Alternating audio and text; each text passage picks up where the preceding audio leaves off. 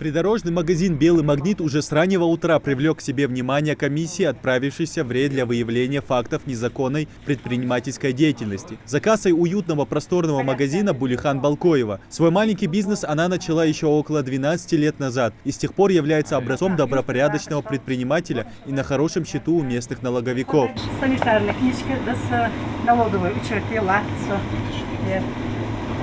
налоговые свидетельства, да, с... Процесс оформления ИП и дальнейшее ведение предпринимательской деятельности невозможно без документов, необходимых для постановки на налоговый учет. Наличие таких в этом магазине отметил и налоговый инспектор Магомед Умаров. Оплата есть, квитанция, все в порядке в данном магазине. Оплаченная квитанция для предпринимателей как зеленый свет светофора для водителей. Этот документ также является обязательным. Долгие и утомительные бюрократические процедуры усложняли весь этот процесс. Теперь же все иначе. Пожалуйста, приходите к нам. Наши сотрудники помогут оплате терминал Ортяйшан. Налоговую инспекцию терминал Шимил, чтобы не приходилось идти в банк, делать квитанцию, потом приносить ее в налоговую. В общем, ждем вас.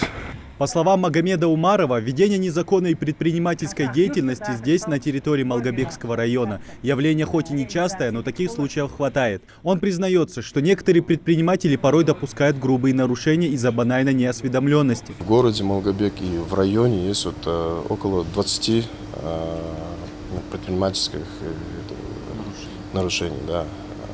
Там уже мы некоторые материалы направили в суд, мировой суд. Ведется работа. В общем. Есть такие предприниматели, бизнесмены наши, которые могут открыть магазин, открывают и даже не знают, что должны быть такие документы, в общем, надлежащие документы. К слову, за бизнес без регистрации ИП или ООО штраф достигает до 2000 рублей, а штраф за осуществление физлицом предпринимательской деятельности без лицензии достигает до 2500 рублей, причем с конфискацией средств производства и продукции. Идрис Ижиев, Адам Мережков, Адам Далаков, Новости 24.